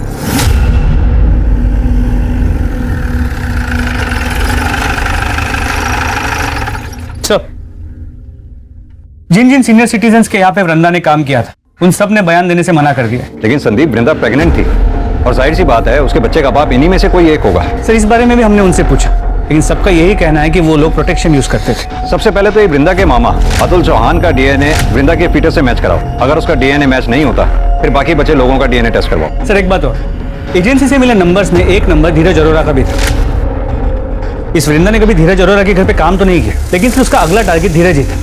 पर हमें वृंदा की बॉडी भी धीरज की बिल्डिंग से ही मिली है। सर हमने उन दोनों से फिर से पूछताछ की, लेकिन उन्होंने वृंदा को पहचानने से साफ मना कर दिया। मुझे वो 13 तारीख की सीसीटीवी फुटेज दोबारा चेक करेंगे। सर ये देखिए 3:30 बजे वृंदा चौहान बिल्डिंग में घुसती है। एक मिनट नम्रता पॉज करना, जूम करना जरा। खुशी अग्रवाल। सर आप इसे जानते हैं? तुमने इसे पूछताछ की थी? जी सर, इनके हस्बैंड से भी पूछताछ की थी, लेकिन दोनों ने इसे पहचानने से मना कर दिया। हस्बैंड? जी सर, धीरज अरोरा। ये धीरज अरोरा। लेकिन सर आप उस खुशी को कैसे जानते हैं? संदीप करीब 1 साल पुरानी बात है। इस खुशी के पहले पति, इस खुशी का तब खुशी अग्रवाल नाम था और पहले पति का नाम था सुनील अग्रवाल। सुनील अग्रवाल के ऊपर उनके काम वाली ने बलात्कार का आरोप लगाया था और जब हम उनके घर में बयान की पुष्टि के लिए पहुंचे तो सुनील अग्रवाल का यह कहना था, मुझे यह बताने में जरा भी शर्म नहीं कि मुझ में अब वो पावर नहीं बचा। हमें यह भी पता चला कि उस काम वाली का एक बॉयफ्रेंड भी था। हमने सोचा हो सकता है कि उस काम वाली ने पैसे ऐंठने के लिए अपने मालिक पर झूठा आरोप लगाया हो कि उस काम वाली ने आत्महत्या कर ली। उससे भी ज्यादा हैरान करने वाली बात यह थी कि उसने अपने सुसाइड नोट में कंफर्म किया कि उसके साथ बलात्कार हुआ था और बलात्कारी कोई और नहीं, वो खुशी अग्रवाल का पहला पति सुनील अग्रवाल ही था। हम उसके बयान की पुष्टि के लिए फिर उनके घर पे गए और छापेमारी के दौरान हमें उन दोनों के घर से सेक्स टॉयज मिले। उन दोनों को थाने लेके आओ। खुशी जी, हम कुछ समय पहले भी मिल चुके हैं। तब आप खुशी अग्रवाल हुआ करती थी और आज खुशी अरोड़ा। कुछ याद है आपको? जी सर। आज आप सेकंड मैरिज करके मूव ऑन कर गई, अच्छी बात है। Thank you sir. मिस्टर धीरज, आपका मानना है कि आप वृंदा चौहान को जानते ही नहीं, जबकि वृंदा जिस एजेंसी में काम किया करती थी उस एजेंसी के मुताबिक आपने किसी काम वाली के लिए वहां रिक्वायरमेंट दी थी और उस एजेंसी का यह कहना है कि वृंदा आपके घर में काम करने वाली थी। जैसा कि वृंदा हर मर्द को हनी ट्रैप करके ब्लैकमेल किया करती थी, शायद आपको भी वो करने वाली थी या फिर हो सकता है किया हो। कहीं ऐसा तो नहीं ये बात आपको पता चली हो और आपने वृंदा का मर्डर कर दिया हो? या क्या कह रहे हैं सर? मैं वृंदा को जानता तक नहीं था। इनफैक्ट आज से पहले उसका नाम भी नहीं सुना था। हाँ, हर एजेंसी को हमने कांटेक्ट किया था मेड की रिक्वायरमेंट के लिए, अपने डिटेल्स भी छोड़े थे वहाँ, पर हाल फिलहाल हमें मेड की कोई रिक्वायरमेंट नहीं थी। नमिता, जरा धीरज जी को दिखाओ।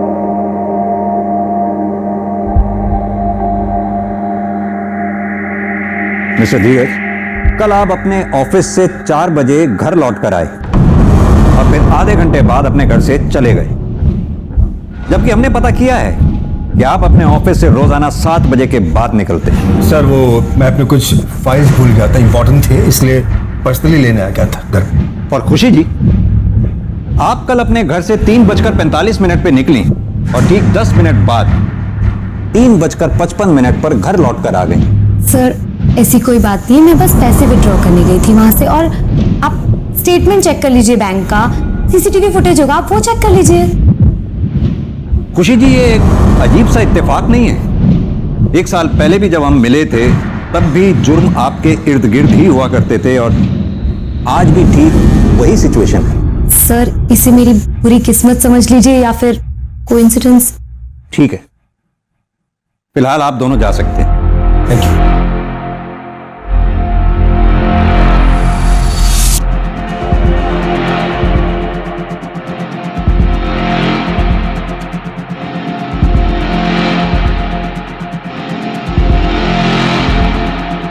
संदीप, लगता है खुशी मैडम का हेयर फॉल आजकल कुछ ज्यादा ही हो रहा है। पर सर इस बाल का कलर लगभग उस बाल के कलर जैसा है जो हमें क्राइम स्पॉट पे मिला था। मैं चाहता हूं कि तुम इस बाल का डीएनए पहले मिले हुए बाल के डीएनए से मैच करो। मेरी गट फीलिंग ये कहती है ये दोनों बाल एक ही इंसान के, और वो इंसान कोई और नहीं, खुशी अग्रवाल और खुशी अरोड़ा ही है। वृंदा का मर्डर एक के बाद एक रहस्यमयी मोड़ ले रहा था। किसने किया था वृंदा का खून? वो सीनियर सिटीजन्स जिनको वृंदा ब्लैकमेल करती थी, या फिर वृंदा का मामा जिसने उसका शारीरिक शोषण किया था, या फिर धीरज अरोड़ा जो वृंदा का अगला टारगेट था। अब इस केस में कुछ ऐसी कड़ियां खुलने वाली थी जो इन सारे रहस्यों पर से एक के बाद एक पर्दा उठाने वाली थी।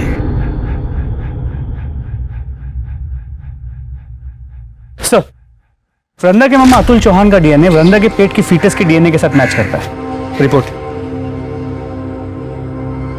यानी वृंदा के मामा के पास वृंदा को मारने का मोटिव था, लेकिन बिल्डिंग के उस सीसीटीवी फुटेज में ये मामा कहीं दिखाई नहीं दिया। वृंदा की बॉडी के पास जो हेयर स्टैंड मिला था उसके डीएनए रिपोर्ट का क्या हुआ? वो नम्रता लेके आ रही है। सर, वृंदा की बॉडी के पास जो हेयर स्टैंड मिला उसका डीएनए खुशी के डीएनए से 100% मैच करता है। ये देखिए। ये खुशी शक्ल से जितनी भोली दिखती है उतनी भोली है नहीं। एक काम करो, ये खुशी के घर का सर्च वारंट निकालो। सर, मैं वही चेक कर रहा हूँ, थोड़ी देर में फोन करता हूँ ना आपको। ओके। खुशी, मैं देखती हूँ। पूरे घर की अच्छे से तलाशी लो। सर, क्या हो रहा है सर? आप हमें अपना काम करने दीजिए।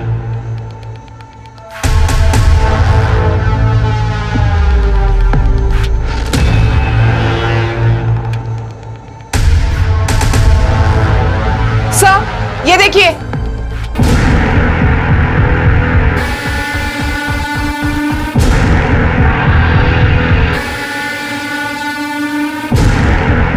ये इस पिक में लड़की कौन है? यही रहती है? सर, हमने इसे अडॉप्ट किया है। पहले यही रहती थी, अब मेरे बेटे के साथ दुबई में रह रही है। नाम क्या है इस लड़की का? करिश्मा।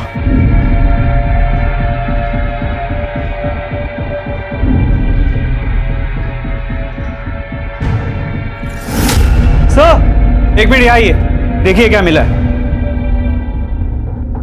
सर, मर्डर वेपन तो नहीं मिला, लेकिन ये सब कुछ मिला है। पर सर, ये देखिए। सर, ये सारा सामान बिल्कुल वैसा ही है जैसे आपने कहा था आपको खुशी के पिछले घर से मिला था। लेकिन वो सामान तो पुलिस ने जब्त कर लिया था। ये सामान आपने नया खरीदा है क्या? मुझे कुछ समझ नहीं आ रहा। मिस्टर धीरज, क्या आपकी भी सेक्स करने की क्षमता चली गई है?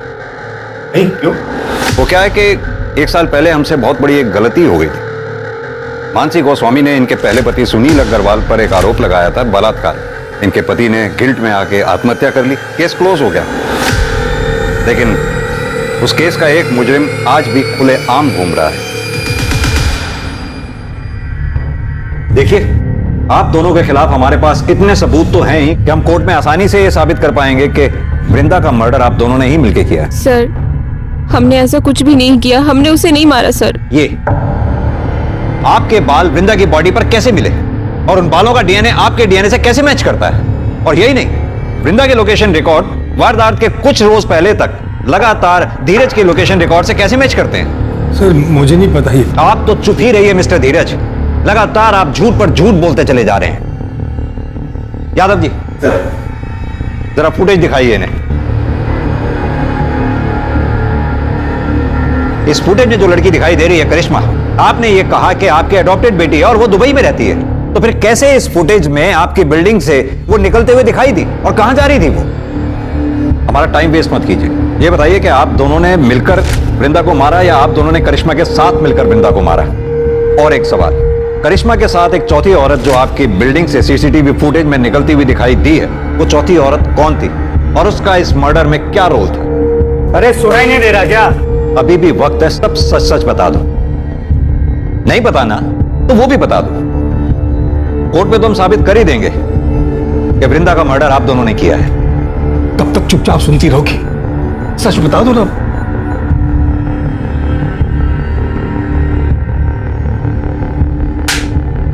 तुम्हारे पास फालतू का टाइम होगा, हमारे पास नहीं। बोलो। सर, हमने वृंदा को नहीं मारा, उल्टा वो हमें फॉलो कर रही थी, वो हमें ब्लैकमेल कर रही थी सर, और वो धीरज को फॉलो करते करते मुझ तक पहुंची। उसने हम दोनों को साथ देखा और उससे पता चल गया था कि हम दोनों पति पत्नी हैं। जब धीरज नहीं थे, उनके एब्सेंस में वो घर भी आई थी। तुम अपने बचपन के प्यार को अंदर नहीं बुलाएगी? तुम यहाँ क्या करने आई हो?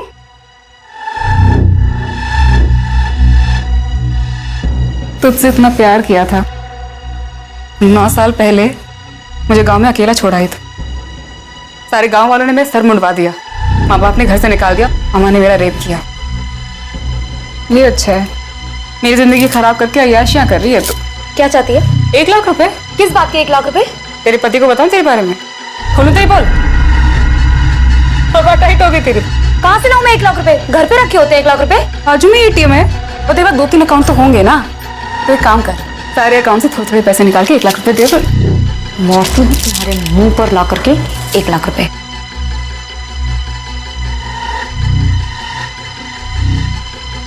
जब मैं वापस आई तो वो मरी हुई थी।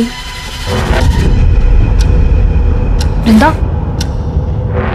वृंदा। फिर मैंने तुरंत धीरज को कॉल किया। क्या बात है, क्यों बुलाया मुझे? जब मैं घर पहुंचा तो मैंने देखा कि वृंदा मरी पड़ी थी। अब खुशी ने मुझे सारी कहानी बताई, तो हम दोनों ने मिलकर उसकी लाश को कमरे में छुपा दिया। कहानी अच्छी सुनाई आपने मिस्टर धीरज। चलिए एक बार को मान भी लिया जाए कि आप लोगों ने वृंदा को नहीं मारा। मेरा सवाल अब भी वहीं का वहीं है, वो चौथी औरत जो करिश्मा के साथ सीसीटीवी फुटेज में आपकी बिल्डिंग से बाहर निकलती देखी गई, वो औरत कौन थी और उस औरत का इस मर्डर में क्या रोल था? खुशी, छुपाने में नुकसान है हमारा, सच बता दो। सर, मैं बताता हूं, करिश्मा और उसकी मां वैशाली ने ही वृंदा को मारा है। बर्तन चौका करने वाले गरीब लोग हैं साहब, हम क्या किसी को मारेंगे? यही मरदवा होगी, यही दोनों हत्यारे हैं।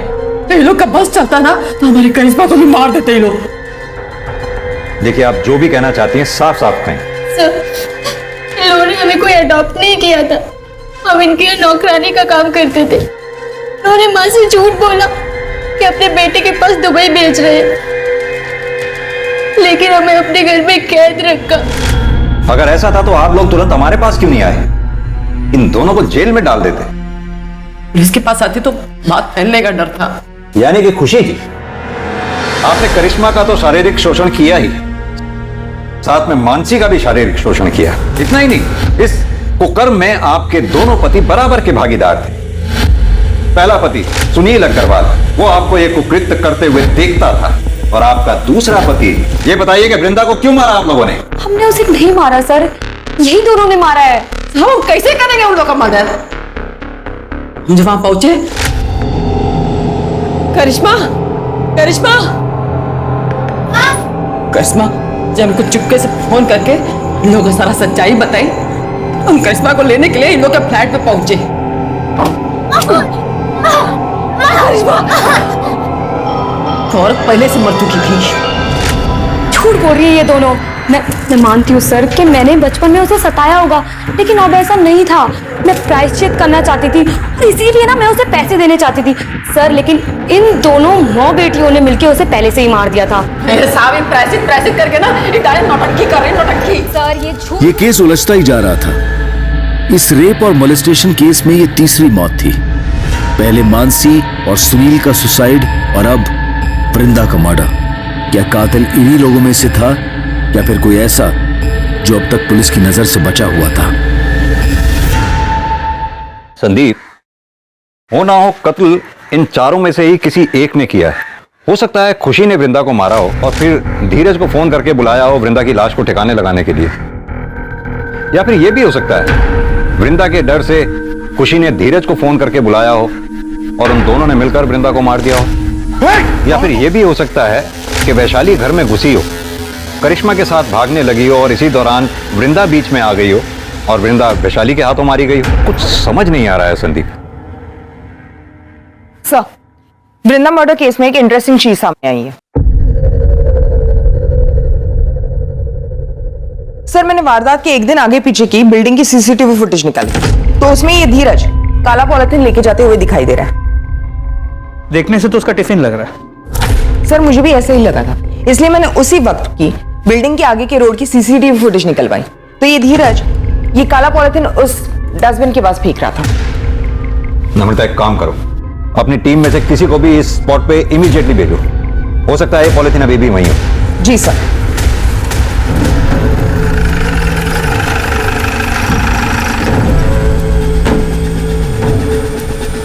महेश। Yes sir.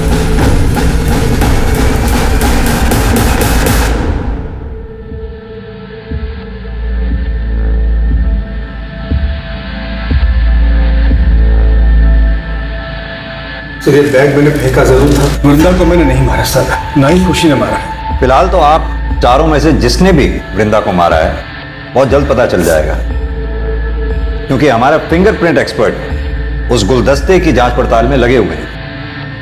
अभी भी टाइम है, आप में से जिस किसी ने भी वृंदा को मारा है शराफत से कबूल कर ले।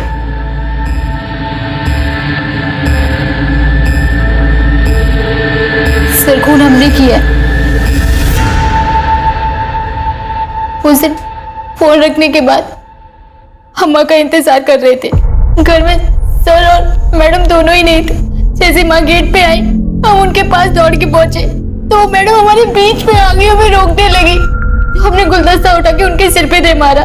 कैसे मारा, करके बताओ। सर, वो हमारे सामने आ गई थी हमें रोकने के लिए, तो हमने गुलदस्ता उनको ऐसे मार दिया सिर पे, वो वहीं मर गई और हम भाग गए। लेकिन चोट तो वृंदा के सर के पीछे लगी थी। क्यों वैशाली जी? अरे अब तो मान जाओ, या अपनी बेटी को जेल भेजकर मानोगी? हमसे बहुत बड़ी भूल हो गई सर। हम जैसे ही दरवाजे की घंटी बजाते देखा तो दरवाजा पहले से खुला हुआ था।